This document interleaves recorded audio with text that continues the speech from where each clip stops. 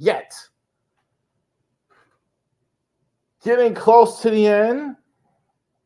So we got center field this time around. We're going to go over top 10 center fielders in the MLB. Also, too, next week, right field, we're going to have DH pitchers as we're getting close to the regular season. All right. So let's go ahead and check that out. Who are the top 10 center fielders in Major League Baseball? Number 10, Bryan Buxton, the Twins. He kind of reminds me of Jason Hayward a little bit in terms of the hype of him.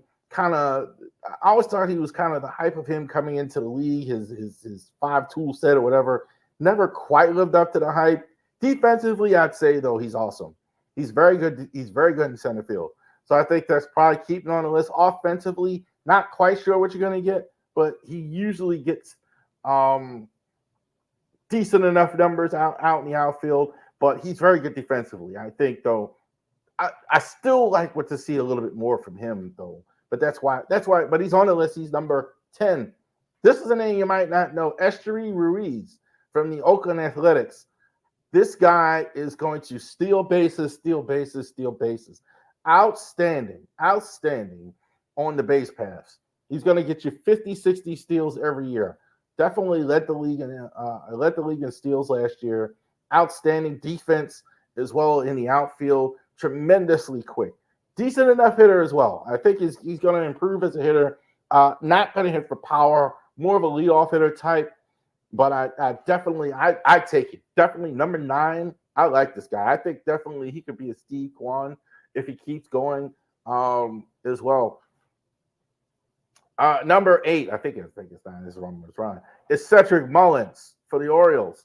I don't know what sure we have Mullins. Mullins had some injury issues last year. He was tremendous the year before, probably their best player. So I think it's kind of in the middle. I think he's 8. I think he's definitely top 10.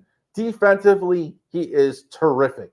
Definitely a good hitter, leadoff hitter, great speed. Mullins, I think, is as good as anybody as far as in the outfield.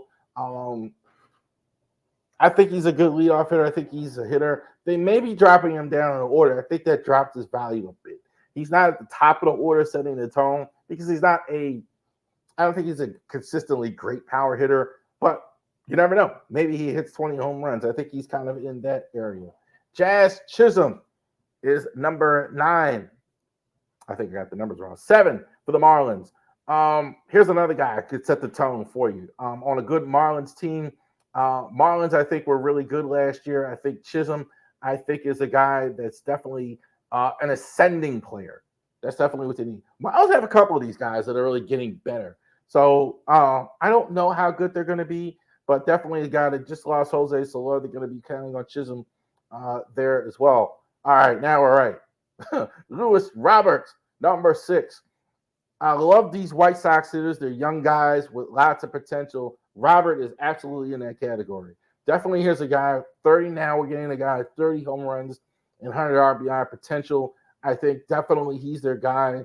I definitely think he can be one of the aircraft carriers. If they can get some pitching and help him out, he's good. He's got all the potential in the world. Great power, great bat, quick bat. Really like Luis Robert with the quick bat. Michael Harris, number 5 for the Braves. So the Braves, I mean, how many Braves have we seen on this thing? Oh, my goodness. Michael Harris, I think, is in center field. I think he's as good as he wants to be, I think, as well. I think he's kind of definitely overshadowed by who's in right field, but he's really good, too. Definitely a good center fielder.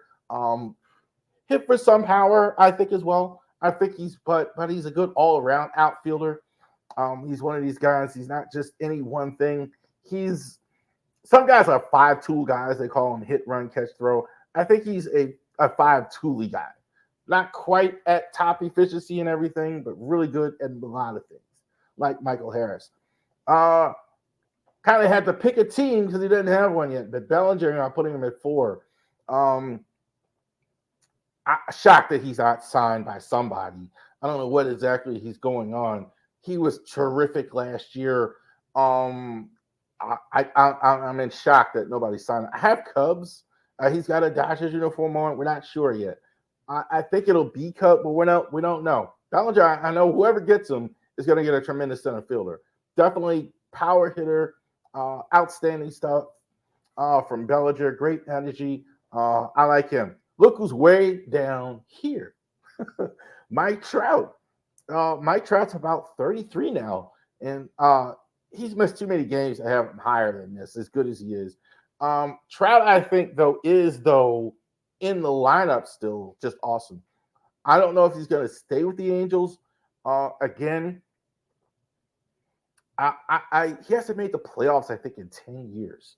But look, healthy, he's as good as anybody in the league. But when is that? That's the only thing. Healthy, he's as good as anybody in the league. That's why he's 3.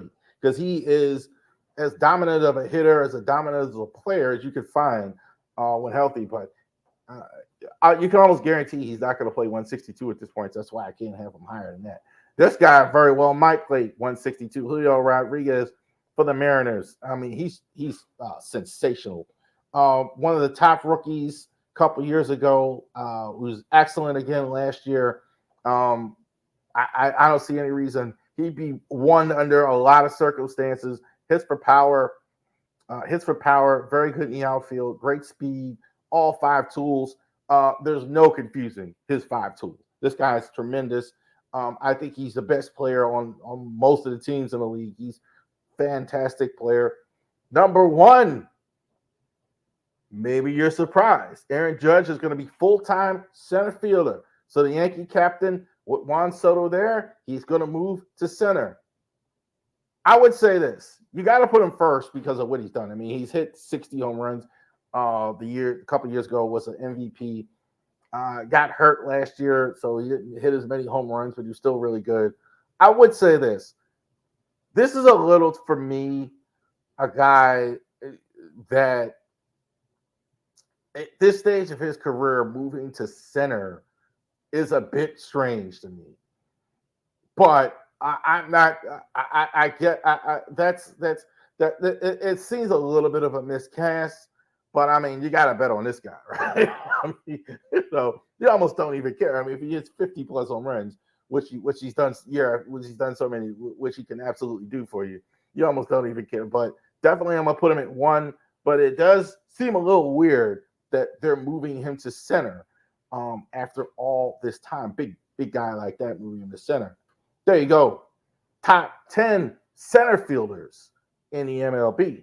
So there we go. We got that done. Judge now with the lousy Yankees in center.